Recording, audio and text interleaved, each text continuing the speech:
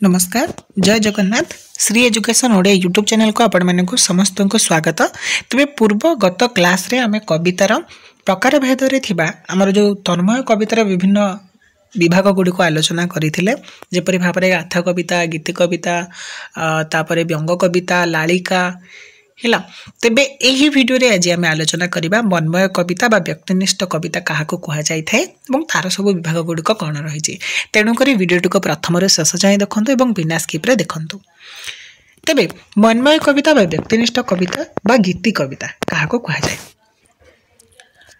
मनमय कविता आत्मनिष्ठ कविर एकांत व्यक्तिगत हृदय एक भावर गीतिमय आवेग दीप्त अभिव्यक्ति होछि कौन ना तो मनमय कविता बा व्यक्तिनिष्ठ कविता बा गीति कविता। तेणु यहाँ को व्यक्तिनिष्ठ सब्जेक्टिव और गीति कविता लिरिक्स मध्य कहती।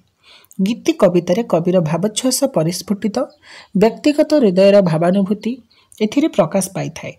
भाषा हुए कोमल ललित मधुर गीतिमयता यार वैशिष्ट्य। यह दीर्घ नुहे सीमित यार कलेवर कारण कवि हृदय मुहूर्तर जो भाव देखा दिए ताहाकु दीर्घ रूपे वर्णना करदेले ताहा पाठक को प्रभावित करे नाही। गान और गीति कविता दुईटी स्वतंत्र। गान सुरात्मक तेणु एथिरे जो शब्द व्यवहार करा जाए ताहा सहज उच्चारण सापेक्ष।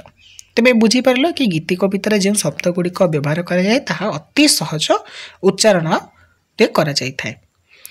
गीति कविता कथा और गानर समन्वय। यह व्यक्तिर एकांत व्यक्तिगत वासना कामना आनंद वेदना प्रेम कारुण्य इत्यादि भाव को प्रकाश करे। एपरी कविता को कहा जाए व्यक्तिगत कविता। तेबे देख मुझे कही तन्मय कविता ताहा होछि वस्तुनिष्ठ कविता एटा को कहा जाए व्यक्तिगत कविता बा जोटा व्यक्तिर भाव सहित संश्लिष्ट थाए। मात्र यह व्यक्तिगत होई मध्य सबु हृदयर प्रच्छन्न भाव को व्यक्त करे। कविर विशिष्ट मानसिकता अनुभूति गीति कविता को करे स्निग्ध और सुंदर। गीति कविता कविर आत्मार स्वच्छ दर्पण। अतएव गीति कवितार गठन कलार वैशिष्ट्य हेउछि आंतरिकता पूर्ण एकक अनुभूति सीमित कलेवर स्वच्छंद गीतिमयता सांगीतिक माधुर्यता कोमल शब्द विन्यास ए सब गुड़िक होछि गीति कवितार गठनर वैशिष्ट्य। तेबे गीति कविता संपर्क रे पालग्रेव कहंती कौन कहिसेंती पालग्रेव मन रख नोट करि पार मध्य। A lyric poem will turn on some single thought feelings और सिचुएशन। अर्थात गोटे आवेग गीतिमय भावरे प्रकाश पाए बा पाइले ताहा गीति कविता हुए। गीति कवि आपण हृदयर कथा मध्य देई अन्य हृदयर कथा मध्य कहि दिए। तार आंतरिकता एते निबिड़ होई जाए जे ताहा अन्य को स्पर्श केवल करे नहीं अभिभूत मध्य करे। तेणु गीति कवितारे कविर व्यक्ति मानस अपेक्षा कवि मानस को विशेष गुरुत्व दिया जाए। समालोचक हेनेली कहिसंती कौन कहिसंती ना a lyric is a single emotion temperamentally expressed in terms of poetry. अर्थात एकक आवेग गीति कवितारे अभिव्यक्ति। जड़े व्यक्तिर एकक भाव गीति कवितारे सीमित परिसर मध्य प्रकाश पाइले मध्य सेही भाव अन्य मनुष्य मानकर भावर उद्बोधक हो जाए। गीति कवि निजको केन्द्र करी निजर उपलब्ध जगत सृष्टि करे बोली समालोचक श्री श्रीशचंद्र दास कहते। तांको मतरे गीति कवि अंध महाकवि सहस्र चक्षु। गीति कवि आत्मरति संपन्न महाकवि निजस्व कल्पनार आलोक निर्वाचित विषय वस्तु को अवलंबन कर सार्वजनीन मानवता को निरीक्षण करे। तेबे बुझी पारलो गीति कविता काहाको कहा जाए। एबे आस आलोचना करिबा गीति कवितार प्रकारभेद। गीति कवितार प्रकारभेद कहबो गले नानाविध। सेगुड़िक निम्नक्त दृष्टि विभागीकरण करा जाय थाए यथा भक्तिमूलक बा भक्ति गीतिका प्रेममूलक बा प्रेम गीतिका जातीयमूलक बा देश प्रीतिमूलक कविता प्रकृतिमूलक गीति कविता देन चिंतनमूलक गीति कविता शोक गीति बा एलजी संबोधन गीति जोटा कहते ओड चतुर्दशी पदी कविता बा सनेट लघु बैठकी कविता यही भाव में गीति कवितार प्रकारभेद होती। प्रकारभेद गुड़िक पे तुम नोट करें और मन रख। प्रथम आस आलोचना करवा भक्तिमूलक गीति कविता। भक्तिमूलक गीति कविता कवि हृदयर भगवत भक्तिभाव बा ईश्वरानुरक्ति जो कवितार स्वच्छंद स्वाभाविक भाव में प्रकाश पाई थाए ताहाकू भक्तिमूलक गीति कविता कहुए। भजन जनन प्रार्थना स्तुति इत्यादि यही श्रेणीर कविता। एपरी कविता पाठक और श्रोतार हृदय को भक्तिरस आप्लुत करे। प्राचीन मध्ययुगीय ओडिया साहित्य रे कवि माने नानाविध भक्ति कविता लिखिथिबा देखा जाए। जगन्नाथ दास, बलराम दास, दीनकृष्ण दास, अभिमन्यु सामंत सिंहार, सालबेग, बनमाली, गोपालकृष्ण, कविसूर्य बलदेव रथ प्रमुख भक्ति कविता लिखि अछंती। आधुनिक जुगरे मधुसूदन राव, गंगाधर मेहर, वैष्णव पाणी प्रमुख मध्य अनेक भक्तिमूलक कविता लिखि अछंती। परवर्ती देखिबा प्रेममूलक गीति कविता। प्रेममूलक गीति कविता रे जो गीति कविता नरनारी हृदय प्रेम भाव सावलील भाव में प्रकाश कराई थाए ताहाकू प्रेममूलक गीति कविता कहुए। प्रेम कविता रे नरनारी परस्पर प्रति आकर्षण, मिलन, विच्छेद, अश्रु, कारुण्य और आह्लाद प्रकाश पाए। प्रेमिकर प्रेमिका प्रति बा प्रेमिकार प्रेमिक प्रति अंतरर दिव्य आकर्षण सृष्टि होइथे। आधुनिक ओडिया कविता क्षेत्र में कालिंदी चरण पाणिग्राही, अनद शंकर राय, मायाधर मानसिंह, विनोद नायक, रमाकांत रथ प्रमुख प्रेममूलक गीति कविता लिखि जाइछन्ति। तबे प्रेममूलक गीति कविता यही सब लेखक मैंने लिखिछन्ति, बहुत गुरुत्वपूर्ण, निहाती भाव में मन रखिबा। तापर आसीबा जातीयमूलक बा देशप्रीतिमूलक गीति कविता। जो कवितारे देश बा जातिर मुक्ति बा कल्याण पाई उद्बोधन प्रदान करा जाई थाए, जातीय भावर जागरण पाई आह्वान दिया जाई थाए और जाति बा देशर अतीत गौरव को प्रकाश करा जाई जाति अंतर्गत लोक मानकु सही भाव में उद्बोध करने को प्रेरणा प्रदान करा जाई थाए ताहाकू जातीयमूलक बा प्रदेशी देशप्रीतिमूलक गीति कविता कहा जाई थाए।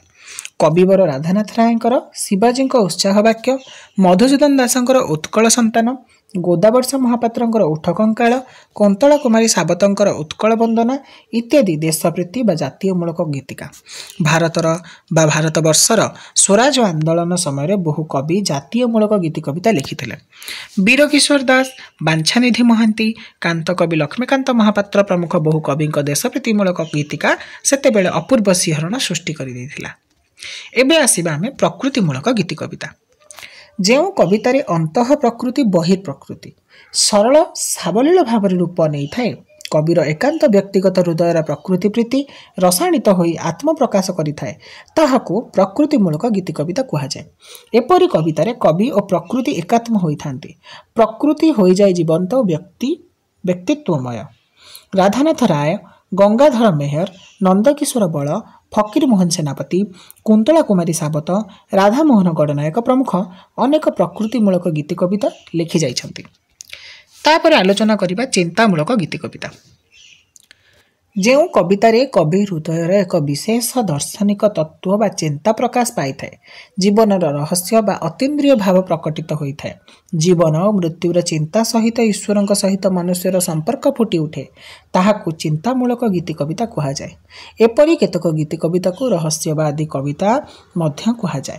पंचसखा जुगर कवि माने तथा परवर्ती सन्थ कवि माने अनेक रहस्यवादी कविता लिखिछन्ति। आधुनिक जुगरे मधुसूदन रावकर जीवन चिंता, पद्म, आकाशप्रति, ऋषि प्राणी देवावतरण, वैकुंठनाथ पट्टनायक यात्रा संगीत, गोपबंधु दासंकर शिवरात्रि, नंदकिशोर बलंकर संध्या संगीत, कुंतला कुमारी सावतंकर शेफाली प्रति इत्यादि चिंतामूलक गीति कविता भाव में दृष्टि आकर्षण करिछन्ति। तापर आलोचना करिबा शोक गीति बा एलजी काहाकू कहंती। ग्रीक एलिजियस शब्दरू एलजी शब्दर उत्पत्ति होई अछि, किंतु प्रथमे यह शोकात्मक कविता को बुझाउ नथिला। परे जे कवितारे व्यक्तिगत बा जातीय शोक कहानी प्रकाश पाइला ताहाको शोक कविता कुहागला। व्यक्तिर व्यक्तिगत वेदनाबोध कवितारे प्रकाश पाइले ताहाको मोनोडी कुहा जाय। तबे मन रख मोनोडी काहाको कुहा जाय। मोनोडी आ एलजी उभय समान कि पार्थक्य रखुचंदी मन रख। किंतु जेतेबेले दीन दरिद्र लोकंक जीवनर व्यर्थतार कहानी बा अन्यर मृत्युजनित वेदनाबोध कवितार रूप निये ताहाकू हुए यथार्थरे शोक कविता। ए क्षेत्र में कविर व्यक्तिगत वेदनाबोध व्यक्ति कैन्द्रिक हुए नहीं, हुए मानव कैन्द्रिक। शोकानुभूतिर निबिड़ आंतरिकता कविता को प्राणवंत करदिए। एही शोक भाव छलना न थाए थाए गभीर आत्मीयता। कौनसी प्रियजन बा आत्मीय स्वजनर वियोगरे शोकगीति लिखाए। जातीय दुर्गति मध्य लिखाए शोकगीति। कौनसी विशिष्ट व्यक्ति मृत्यु शोकगीति लिखा जाए। एपरी कवितारे कवि सही व्यक्तिंकर स्मृतिचारण करने सहित तांको व्यक्तित्वर आकलन करे, अश्रु अर्घ्य प्रदान करे सही व्यक्ति उद्देश्य। इंग्राजी साहित्य ग्रेंक शोकगीति कौनसी व्यक्ति विशेषଙ୍କ शोकरे रचित नुहे, ताहा हेउची दीन दरिद्र लोकଙ୍କ व्यर्थतार इतिहास। टेनिसनकर इन मेमोरियम बंधुप्रीति और बंधुर स्मृतिचारण एक मार्मिक आलेख्य। ओडिया साहित्य फकीर मोहन पुत्र और पत्नीर मृत्युजनित वेदनाबोधर रचित होइछि केतोटिक शोक कविता, यथा हसी हसी मन रखियो पिले, हसी हसी गलु मते कंदाई कंदाई, आउ कि देखिबि सही सहास्य बदन, हे कृष्ण कुमारी मोर कुटीर राणी, मधुसूदन रावकर से भली शोक लहरी, गंगाधर मेहरंकर फकीर मोहन मृत्यु उपलक्षे रचित कविता, गोदावरी मिश्रंकर निमिकेश देखा, था बाबू हेई थांता जेबे इत्यादि गोटे गोटे सार्थक शोकगीति। मायाधर मानसिंह गोपप्रयाण, आनंद पट्टनायकर तोहरी साथी इत्यादि मध्य शोक कवितार भाव में परिचित लाभ करिसेंति। तापर आम आलोचना करबा संबोधन गीति बा तुम जोटा कुह ओड। संबोधन गीति प्राचीन ग्रीक साहित्य रे रंगमंच कोर्स द्वारा नृत्य और संगीतर समवाय जो गीति बोला जाउथला ताहाकू संबोधन गीति ओड बा समवेत कंठरे गान स्तोत्र कविता कह जाउथला। आधुनिक जुगरे कौनसी वस्तु बा व्यक्ति बा जीव को संबोधन करी गांभीर्यपूर्ण भाव में आत्मगत अनुभूति को प्रकाश करागले ताहाकू संबोधन गीति कह जाउछि। मिल्टन कर ode on the morning of Christ's nativity, Collins को ओड टू इवनिंग, सेलिंग कर ode to the western wind इत्यादि मध्य संबोधन गीतिका। ओडिया साहित्य रे मधुसूदन रावकर पद्म, आकाश प्रति, नदी प्रति, कुंतल कुमारी सावतंकर शेफाली प्रति इत्यादि संबोधन गीति रूपे परिचित। प्राचीन ओडिया साहित्य रे रचित कोइली कविता मध्य संबोधन गीतिर अति निकटवर्ती। तापर देख चतुर्दशी पदी कविता बा सन्नेट क्या कहते। सन्नेट शब्दटी इटाली सोनेटो शब्दर सृष्टि। यह 14 धाड़ी विशिष्ट कविता। यार प्रत्येक धाड़ी 14टी अक्षर थाए, स्थल विशेष थाए 18टी अक्षर। एक विशेष छंद रीति यह रचित हुए। एथिरे मध्य कवि हृदयर व्यक्तिगत अनुभूति प्राणवंत भाव में प्रकाश पाए। प्रेम, भक्ति, प्रकृति, दर्शन, मृत्यु और जीवन संपर्क भाव एथिरे प्रकाश पाई थाए। सन्नेटर जन्मदाता इटालीय कवि पेतार्क। तांको परे दांते और अन्य केतक कवि सन्नेट लिखिथिले। 16 शताब्दी रे इंग्राजी साहित्य रे वाट और सुरे प्रथमे सन्नेट लिखिथिले, किंतु परे Sydney, Shakespeare, Milton, John Donne, Wordsworth प्रमुख रचना कले सन्नेट। तापरे सन्नेट रे 14 धाड़ी मध्यनु प्रथम 8 धाड़ी को कहा जाय अष्टक बा ऑक्टेव, परवर्ती 6 धाड़ी को कहा जाय षटक बा सेस्टेट। प्रथमे जो भाव प्रकाश करा जाए षटकरे ताहा विस्तार लाभ करे, अष्टकरे 8 धाड़ी को 2 भाग में विभक्त करा जाए। प्रत्येक 4 धाड़ी को चतुष्क बा क्वार्टारिन कहा जाए। षटक मध्य 2 भाग में विभक्त करा जाए। प्रत्येक भाग को 3 धाड़ी विशिष्ट भाव में विभक्त करी यहाको त्रिपदिका बा टेरकेट कहा जाए। पुनश्च प्रथम 12 धाड़ी को 3टी स्तबक विभक्त करा जाए। शेष 2 धाड़ी स्वतंत्र रहे और ताहार शेष अक्षर सहित परस्पर जतिपात हुए। यहाँ निहाती भाव में पिले सन्नेटर मन रखि कोटा अष्टक कोटा षष्टक, पुणी अष्टक केमिति चतुष्क एवं केमिति त्रिपदिका भाव में षष्टक विभक्त। यह काप्लेट कहा जाए। क्या काप्लेट कहा जाए? जोटी जतिपात पड़े। अन्य स्तबक गुड़िकर जतिपात साधारणतः क ख, ख क, क ख, ख क, ग घ किंबा ख क ख ख क, क ख ख क, ग घ अथवा ग घ होइथाय। शेक्सपियर एही पेतार्कीय शैली को छाड़ी क ख ग घ छ छ जतिपात शैली को प्रवर्तन कले। ओडिया साहित्य रे मधुसूदन राव बसंत गाथारे समस्त कविता को चतुर्दशी पदी रीति लिखिछन्ति। तांको परे फकीर मोहन, गोपबंधु, मायाधर मानसिंह, कुंज बिहारी दास, गुरुप्रसाद महांती, विभुदत्त मिश्र, बन बिहारी पंडा, रमाकांत रथ प्रमुख सन्नेट लिखि जाइछन्ति। तापर शेष रे अछि हमर लघु बैठकी कविता। जो कविता व्यक्ति अनुभूति जात और समाज जीवन लघु चित्र को उपस्थापन पूर्वक जीवन लघु आनंद को प्रकाश करे ताहाको लघु बैठकी कविता कहा जाए। यहाको इंग्राजी भाषा रे कर्निवाल लिरिक कहा जाए। लघु कविता को मध्य लिमेरिक कहती। यह मृदु हास्य सृष्टि करे, भितर मध्य थाए मृदु विद्रूप। आधुनिक ओडिया साहित्य कृष्णचरण बेहेरा, ब्रजनाथ रथ प्रमुख ए धरण कविता लिखिं।